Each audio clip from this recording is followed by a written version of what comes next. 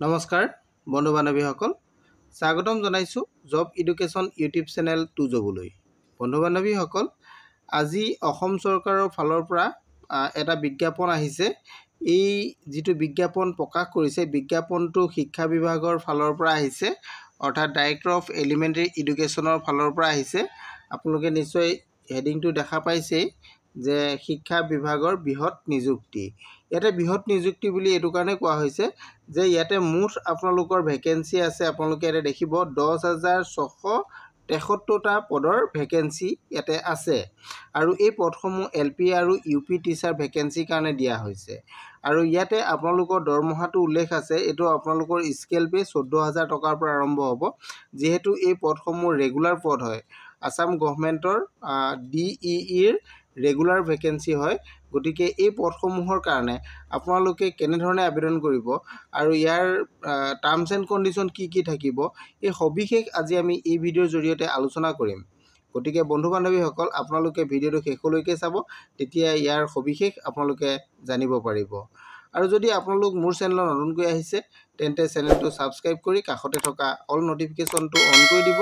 যাতে আপোনালোকে এনে ধৰণৰ ইনফৰমেটিভ ভিডিঅ'বিলাক সৰ্বপ্ৰথমে লাভ কৰিব পাৰে আহক আমি আজিৰ ভিডিঅ'টো আৰম্ভ কৰোঁ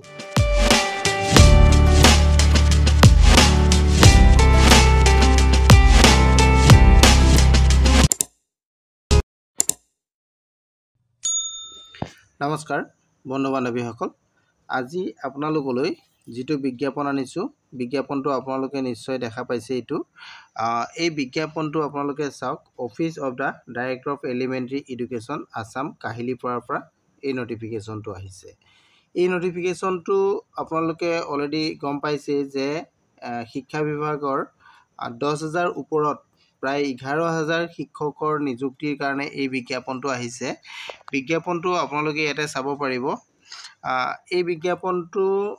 যেটো এমেন্ডমেন্ট হৈছিল যেটো এপ্ৰুভেল হৈছিল এপ্ৰুভেলটো হৈছে আপোনালোকৰ 28/10/2025 ত ইয়াৰ এপ্ৰুভেল হৈছে এই বিজ্ঞাপনটো ইয়াতে যিসকল টিচাৰ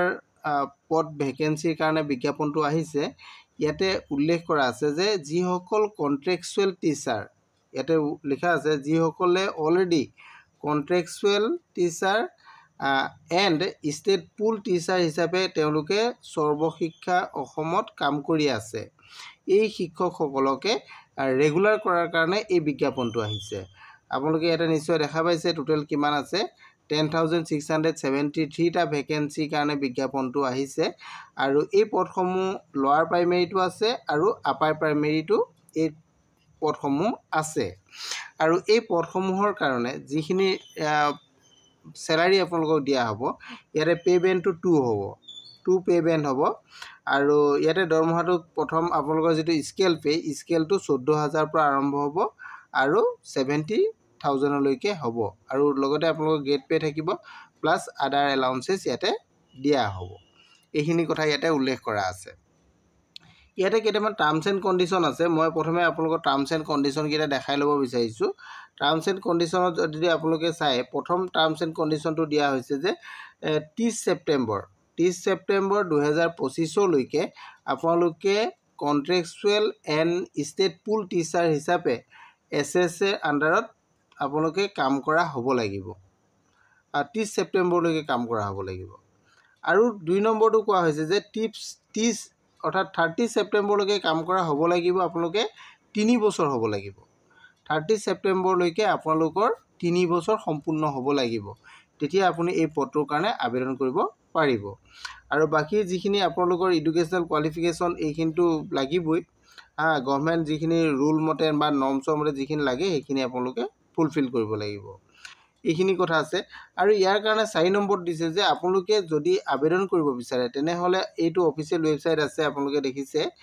dee.assam.gov.in এই ওয়েবসাইটত যাব লাগিব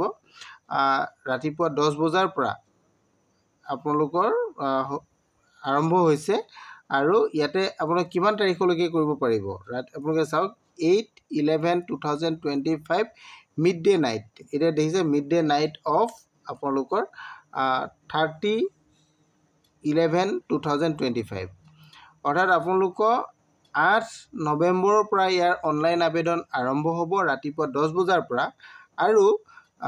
মিড ডে নাইট 30 নৱেম্বৰ 2025লৈকে আপোনালোকে আবেদন কৰিব পাৰিব। এইখিনি কথা ইয়াতে উল্লেখ কৰা আছে আৰু বাকীখিনি কথা আপোনালোকে ইয়াতে চাই ল'ব পাৰিব, গোটেইখিনি কথা দিয়া আছে যিহেতু। আৰু ইয়াৰ কাৰণে আপোনালোকে ফাৰ্ডাৰ কিবা নটিফিকেশ্যন যদি আহে তেতিয়াহ'লে আপোনালোকে ইয়াতে উল্লেখ কৰা আছে অফিচিয়েল ৱেবছাইটত যাব ফাৰ্ডাৰ ইনফৰমেশ্যনৰ কাৰণে বা আদাৰ আপডেট নিউ ৰিলেটেড ৰিক্ৰুইটমেণ্টৰ কাৰণে যদি চাব বিচাৰে তেতিয়াহ'লে আপোনালোকে এই ৱেবছাইটত যাব পাৰিব। এইটো শিক্ষা বিভাগৰ পৰা প্ৰকাশিত নটিফিকেশ্যন। এইটো আপোনালোকে ইয়াতে নিশ্চয় দেখিছে 29 অক্টোবৰ 2025 এইটো 29 তাৰিখে এই নটিফিকেশ্যনটো আহিছে আসাম গভৰ্ণমেণ্টৰ পৰা, গভৰ্ণমেণ্ট অফ আসামৰ পৰা এই নটিফিকেশ্যনটো আহিছে। ইয়াতে যিহেতু আপোনালোকে নিশ্চয় দেখা পাইছে যে 10,000ৰ ওপৰত ইয়াতে ভেকেঞ্চি আছে, গতিকে আপোনালোকে যিসকল ইয়াৰ যোগ্য হয় তেওঁলোকে আবেদন কৰিব পাৰিব। আজিলৈ মানে থেংক ইউ।